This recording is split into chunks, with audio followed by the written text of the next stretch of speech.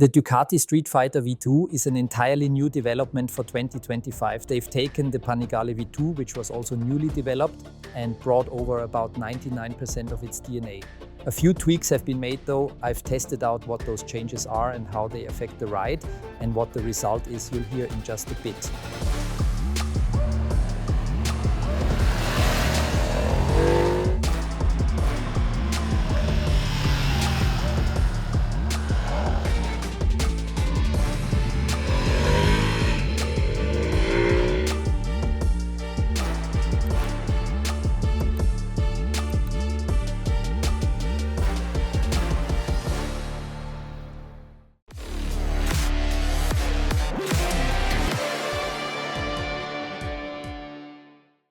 Right, as we just mentioned, the genes for the new V2 Streetfighter come largely from the new Panigale V2. You could say they've taken the Panigale as a base, stripped a few parts off and turned it into a naked bike, the so-called Streetfighter.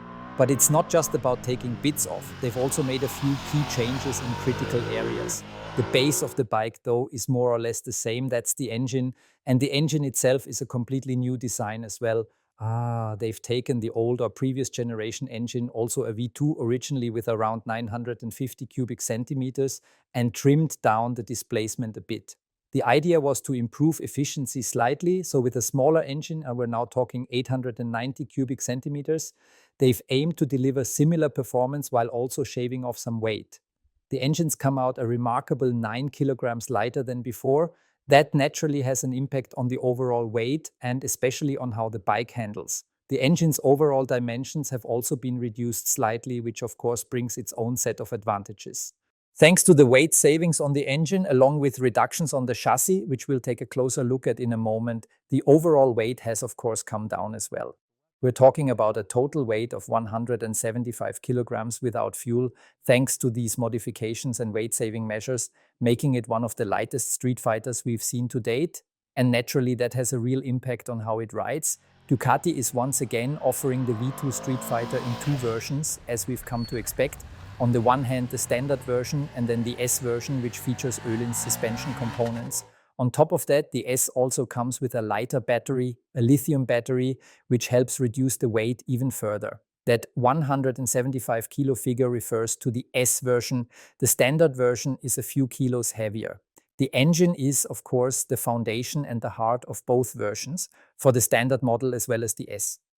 As mentioned earlier, we've got 890 cubic centimeters here. It's a V2 with a 90-degree cylinder angle, which has been rotated 20 degrees backwards. The aim with this engine was to significantly reduce displacement in order to save weight, and they've managed that quite well. At the same time, though, they didn't want to compromise on torque or performance. In terms of outright power, they didn't quite hit the mark. In the end, with Euro 5 Plus compliance, it produces 120 horsepower. That 120 horsepower kicks in at 10,770 revolutions per minute. The engine's maximum power and rev capability sits at 11,300 revolutions per minute.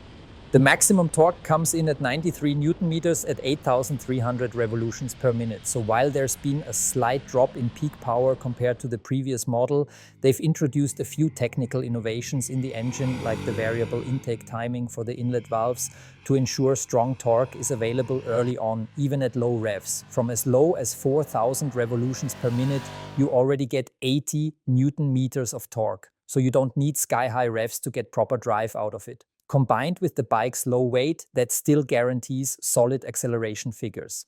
Alongside the variable intake system, Ducati hasn't gone with the usual desmodromic valve control this time. Instead, they've opted for a conventional valve train with valve springs that allows for significantly extended service intervals up to 30,000 kilometers. In the past, the desmodromic system was always a bit of a talking point and a financial consideration, because servicing a Desmo engine tended to be more involved and naturally more expensive.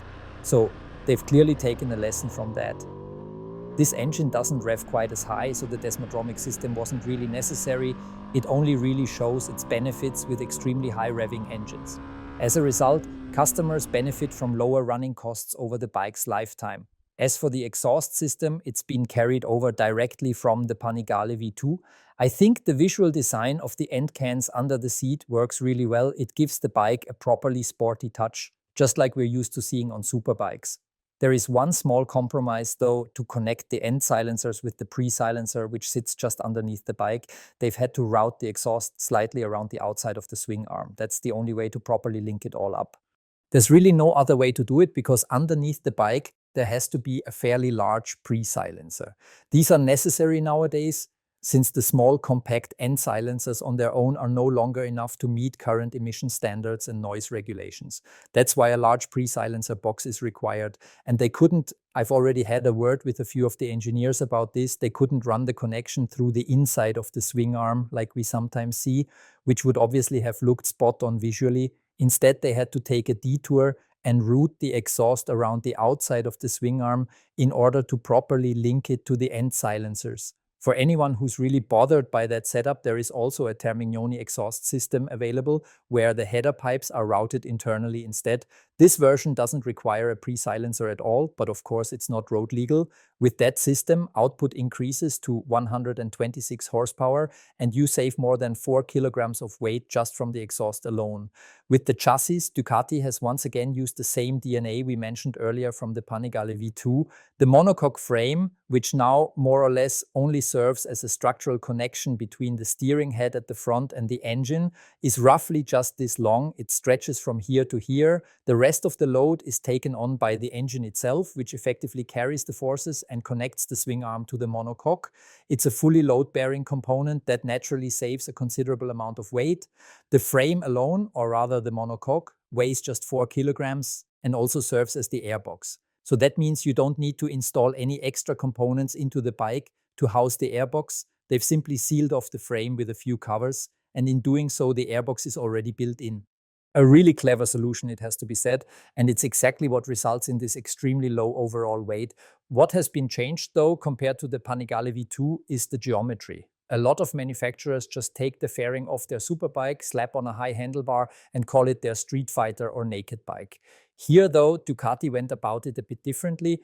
They've made some adjustments to the geometry. The steering head angle has been made half a degree flatter. We've now got 10 millimeters more trail, and the swing arm has been extended slightly too. Altogether, the wheelbase has grown by 30 millimeters, and that's one of the most important aspects for a naked bike. After all, on a naked, you're not tucked in behind a fairing in a racing crouch. You're sitting fairly upright, getting hit by quite a lot of wind pressure. And that naturally generates lift at the front, reducing front end downforce and therefore stability. And stability is one of the most critical elements when it comes to building confidence in a bike. Something Ducati has clearly focused on here. I'll go into more detail later when I talk about riding impressions and how it actually feels on the road. They've also made some ergonomic tweaks. The triangle formed by the seat, the foot pegs and the handlebar has been revised again. The handlebar has been widened by 15 millimeters on each side. And I have to say, the seating position is really well done. They've tried to strike a balance here, giving you a ride that's sporty but still comfortable, managing to meet both sets of expectations that you'd have from a bike like this. As for the swing arm, as we mentioned earlier, they've used the familiar double-sided unit from the Panigale, something we already know, but they've made it slightly longer in this case, again to improve high-speed stability. When it comes to suspension, there's a difference between the two versions, the standard model and the S version. On the S, which is the one we've got here in front of us, there's a full Öhlins suspension setup fitted. This time, though, it doesn't come with electronic adjustment. Here, the aim was also to keep an eye on pricing, so while all the adjustment options are fully available, they do have to be made manually. These are fully adjustable suspension setups. Up front, we've got an upside-down fork with Next technology, and at the rear, there's an Öhlins shock absorber, also fully adjustable. On the standard version, there's a mix of Mazzocchi and Kayaba components. We get a Mazzocchi fork and a Kayaba rear shock. That setup is fully adjustable as well, though in terms of performance, it sits a notch below the Öhlins system. The seating position has also been slightly refined. We now have a seat height of 837 millimeters, which of course ensures that the knee angle doesn't drop below a certain point. That means you still have the option to mount the foot pegs relatively high for good cornering clearance without having to make the knee angle too extreme or uncomfortable. When it comes to electronics, we see more of that Panigale DNA again. The display at the front is a 5-inch DFD unit, offering the same interface and features we know from the Panigale. All the usual riding aids are on board, everything you might need. E, we've got traction control, wheelie control, ABS systems, which can also be deactivated, especially on the rear wheel. So more or less everything you'd expect. And they're all adjustable. There are several presets or riding modes, and each one can be individually configured with your chosen settings. These can then be easily and comfortably selected using the handlebar switchgear, even while riding. At the heart of the electronics is a 6-axis IMU, which detects and monitors all dynamic riding conditions, making that information available to the central control unit so it can respond with the appropriate regulation in real time. For the braking system, Ducati has once again turned to Brembo, as we've now come to expect. At the front, it's equipped with Brembo M50 calipers and 320mm brake discs. We've got a radial brake master cylinder up top, and that delivers genuinely strong braking performance. On top of that, there's cornering ABS, assisted by the electronics, which helps to maintain maximum braking force even deep into lean angles and without compromising safety. As we mentioned earlier, we've got the V2S version here in front of us, which you can clearly spot thanks to its solo tail section. This version only comes with a single seat for the rider. On the standard model though, you get a dual seat setup so you can take a pillion along as well. Whether that pillion will actually enjoy the ride on a bike like this is another matter entirely, but at least the option's there. Right then, let's move on to one of the most important aspects. How does the whole thing actually ride? What you notice straight away, even after rolling just a few meters, is the geometry. They've brought over the Panigale's geometry, but made a few adjustments. The steering head is a bit flatter and there's more trail, and that has a hugely positive effect. A lot of street fighters tend to struggle at higher speeds, with the chassis becoming a bit unsettled, which can knock your confidence in the front tire. That's not the case here. The front end tracks beautifully and you don't feel like the handling suffers because of it. That's thanks to the incredibly low overall weight of just 175 kilos. That, together with the bike's slim design and the compact engine, gives you superb handling without sacrificing the stability you need. It comes fitted with a steering damper as standard, and it does its job just fine, though you never get the sense that you desperately need it, even at higher speeds. Combined with the suspension, and especially the Öhlins setup we've been riding here, it really inspires confidence. The base setup of the suspension is fairly soft, but it's still firm enough to avoid any unwanted movement when you're riding in a more spirited way. You could say they've struck a great balance here between sporty performance and road comfort. That's not always easy to get right, as a lot of bikes try to lean heavily into the sporty side and end up losing out in terms of comfort. I've got to say, we spent a good 4 or 5 hours in the saddle today, and it was clear that comfort hadn't been neglected at all. Alongside the seating position, it's worth noting that you do sit slightly on the sportier side, but it's not extreme by any means. If I just hop on for a second, the knee angle, for example, isn't overly aggressive. You can sit on it quite comfortably without feeling cramped. You can also see that your upper body leans slightly forward, but it's not over the top. You can reach the bars quite directly, which makes for a relaxed riding posture even on longer rides. And despite the minimal bodywork up front, the wind protection is actually pretty decent. They've managed, through a bit of clever deflection design, to keep most of the wind pressure off your chest. That works really well at the kinds of speeds you typically ride on the road and allows you to cruise along without turbulence or excessive wind blast for extended periods of time. Something I personally really liked, just as a side note, is that Ducati chose not to include winglets on this bike. Given how slim the overall design is, with the compact engine and tight proportions, it really is a narrow motorcycle. You notice that as soon as you sit on it, your knees are tucked in closely because both the engine and the chassis are built so compactly.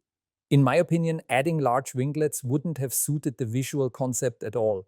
They've skipped them entirely, and rightly so, because the bike is inherently so stable that it doesn't need that extra downforce you get from winglets. Even at higher speeds, you still get excellent dynamic stability without them. The engine, as we've mentioned before, is a completely new design, and I have to say it suits this bike perfectly. It's classic V2 character. As with most V2 engines, you need around 3,000 revolutions per minute to smooth things out and get it running properly, but from there it pulls cleanly. At 4,000, it really starts to deliver some punch. At 6,000, it steps up again and it carries that strong surge all the way to the limiter. In the final stretch, the last 1,000 revs before redline, it tails off a bit, but that's down to the Euro 5 Plus exhaust system and the various regulations it has to comply with. With the alternative exhaust setup, it's a whole different story. That really allows the engine to rev freely right up to the limiter, and it actually adds a fair bit of extra power up top. For those interested, the alternative exhaust not only boosts peak power, it also lifts the whole curve across the rev range. The only downside is that it's no longer road legal, which is a bit of a shame for anyone wanting to use it on public roads. But overall, I've got to say, the character of the engine, the sound, and the way it comes across really impressed me. While you hardly notice any exhaust noise from the end cans while riding, what you do hear is the intake sound directly beneath you, coming from the airbox, which, as we know, is integrated into the frame itself. That monocoque surrounding it produces a wonderfully rich, deep tone that really stands out the moment you twist the throttle. As long as you're just cruising at partial throttle, the bike is incredibly quiet. You hardly hear a thing as the rider. But the moment you open it up, say 30 to 40% throttle, a deep, throaty roar comes straight from the airbox, and it really brings the bike to life. It suits the whole character of the machine brilliantly. What we've also got new on this bike, something we already know from the Panigale V2, is the updated Quickshifter 2.0. They've taken the sensor out of the shift rod, which always had a bit of give to it, and took away some of that direct shifting feel, and instead integrated it into the gearbox itself. It's now a proper position sensor designed to give you a much more precise response. And it really does. You might notice the occasional slight jolt during certain shifts, especially at higher revs, but honestly that only happened a handful of times today, and only when shifting quite forcefully. You really have to focus on it and be pretty harsh with your inputs to feel that. Otherwise, I have to say, it shifts beautifully. You can of course shift up and down without the clutch. What it doesn't yet allow though is downshifting under full throttle, for example while accelerating hard. That's not something this version of the system supports yet, but chances are we'll see that added in future versions. The brakes also really impressed me, I have to say. You can get the bike up onto the front wheel without any effort at all, even using just a single finger on the lever. The brake feel is excellent. The bite point was consistent and spot on throughout the ride. The braking system was absolutely beyond reproach.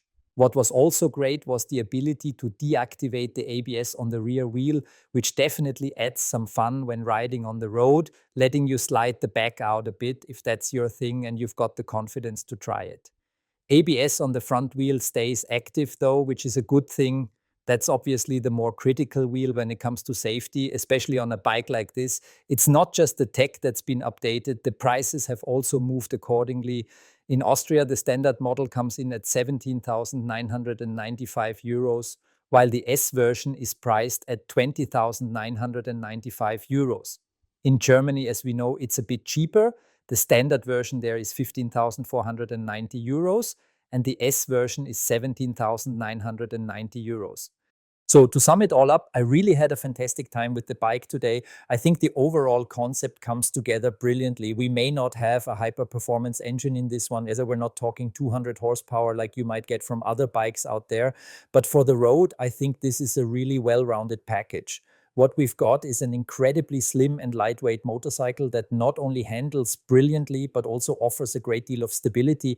And for me, that's exactly what makes this bike stand out. The level of feedback you get, that's not something you can take for granted with a Street Fighter, but it's something you really need in order to dive confidently into corners and build trust in the bike quickly. Even when the conditions get tricky, say when you're leaned over and hit a few bumps mid-corner, the bike doesn't get unsettled or start shaking about unnecessarily, even at higher speeds. And that, in my view, is a massive advantage this bike brings to the table. The engine performs very well.